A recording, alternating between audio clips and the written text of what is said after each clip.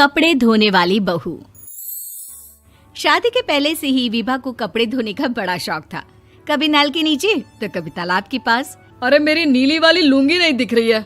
विभा की अम्मा, कहाँ रखी है लुंगी? अरे वो तो विभा ने परसों ही धोकर रखी थी आपकी अलमारी में, देखो वहीं होगी। वो ना मैंने आज धो दी, मुझे लगा कि गंदी हो गई होगी। अरे कैसे गंदी हो गई थी? उसे तो मैंने पहना भी नहीं। हे भगवान, इस लड़की के कपड़े धोने की आदत से परेशान हो गया हूँ मैं। जितना तो घर में राशन नहीं आता, उससे कहीं ज्यादा डिटर्जेंट पाउडर का खर्चा है। इसकी शादी करवा दो, शादी। जाए अपने घर में ही करे काम, फिर चाहे घर के कपड़े धोने हो या पूरे गांव के। हाँ ठीक बोल रही हूँ, देखता हूँ मैं कोई लड़का। वो दिन भी आ जाता है जब विभा को देखने लड़के वाले आ जाते हैं। लड़की मुझे अच्छी लगी। होने वाली सास कहती है, बेटी अगर कुछ पूछना है तो पूछ लो। वैसे तो हमारी लड़की बहुत ही शर्मीली है, जो बोल दो वो मान लेती है, इसे क्या पूछना होगा। अरे कैसी बात कर रही हो माँ, मुझे इन लोगों के घर रहना है, सवाल तो कई है। हाँ हाँ बेटा, पूछ लो ना, क्या पूछना है। आप लोगों के घर कपड़े कौन धोता है? सास का मुंह बन जाता है। देखो, अगर तुम ये कहना चाहती हो कि तुम्हें कपड़े धोने नहीं आते तो सुन लो, कपड़े मैं ही धोती हूँ, लेकिन तुम्हारे आ जाने के बाद मैं रुमाल तक नहीं धोऊंगी। अरे चुप रहना भाग्यवान, बहू बेचारी घर आई नहीं, उसे डराना शुरू कर दिया। वो क्या है ना बिटिया, अभी तक तो ये कल्लू की माँ ही धोती थी, लेकिन अब तुम्हारे पापा तो दहेज में वॉशिंग मशीन देंगे ही। तभी विभा की माँ बोल पड़ती है, सवाल भी पूछा तो क्या। वैसे भाई साहब, मशीन की तो फिर भी कपड़े धोने की कैपेसिटी होती है। मतलब जो बिटिया दे रहे हैं ना विभा, इसे कपड़े धोने का बहुत शौक है। ये आप लोगों के क्या, आस पड़ोस गांव मोहल्ले सबके कपड़े धो दे और उफ तक ना करे। बाहर देखा नहीं आपने कितने कपड़े सूख रहे हैं?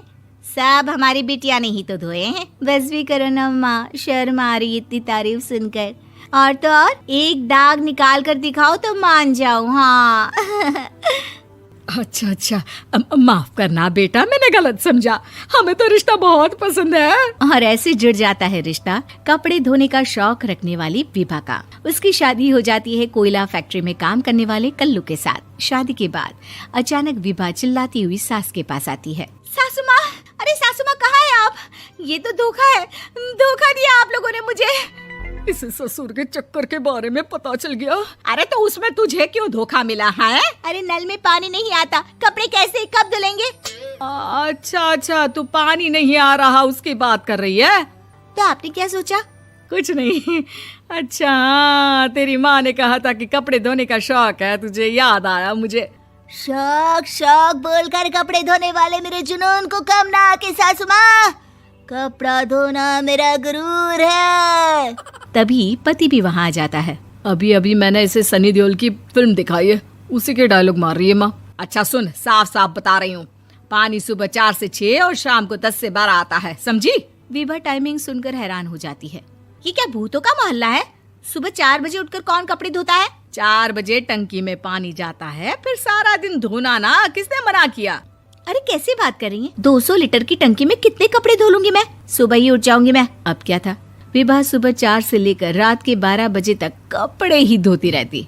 एक रोज सास पड़ोस से निकलकर कहीं जा रही होती है कि साथ वाली कहती है, हाँ कल्लू की माँ, जरा ये बताओ कि 2 साड़ी है, 2 ब्लाउज और एक पेटीकोट और एक नाड़े वाला लंबा कच्छा।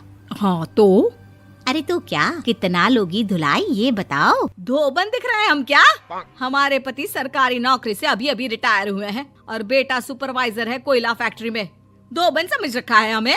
हाय रे कल्लू की अम्मा, माफ कर दो, वो तो मोहल्ले में यही सब बता रहे थे कि तुमने बहू को कपड़ा धुलवाने के काम में लगा दिया है। सास को पड़ोसन की बात सुनकर गुस्सा आ जाता है। वो घर पहुंचती है जहां घर के बाहर ही इतने सारे कपड़े सूख रहे होते हैं जितने कि किसी धोबन के घर पर। अरे ओ कल्लू की दुल्हन, बाहर निकल।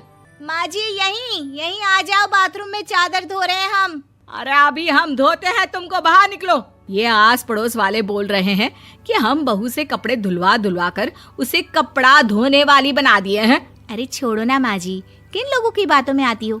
आस पास के लोगों का तो काम ही होता है कि वो किसी तरह सास बहू को लड़ा दे। बहू सारे घर के कपड़े धोती है, ये क्या कम है? बोलिए। सास को भी लग जाता है कि वो बहू का ये सनकीपन नहीं छुड़वा सकती, इससे अच्छा है कि खुद ही चुप हो जाए।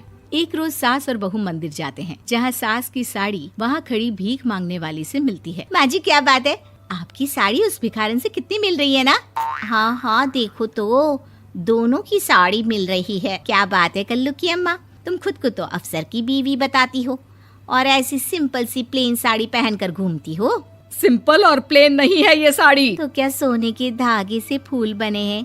कुछ भी सासू माँ, कुछ भी। हाँ बने थे इस साड़ी में सोने के धागे से फूल। मेरे पति लेकर आए थे मद्रास से स्पेशली मेरे लिए 10,000 की। ताहे भाई साहब इस भिखारन के लिए भी सेम टू सेम साड़ी लेकर आए होंगे 10,000 की। सास उस वक्त तो कुछ नहीं कहती, लेकिन बहू के साथ घर आती है और अलमारी से एल्बम निकाल कर लाती है। ये साड़ी देख रही है, ये वही साड़ी है जिसे मैंने अभी पहना था। इस साड़ी में ये जो चमकदार फूल दिख रहे हैं ना, ये सोने के धागों से काटे गए हैं। लेकिन तू लोकल वॉशिंग मशीन ब्रश से घिस घिस कर सारे फूलों को निकाल कर साड़ी प्लेन कर दी। मुझे माफ कर दीजिए सासू माँ। और तो और, जब मैंने तुझे तेरी गलती के लिए कुछ नहीं कहा, लेकिन तूने तो सबके सामने मेरा मजाक ही बना दिया। क्यों? बहू को समझ में आ जाता है कि अब से उसका कपड़े धोना बंद।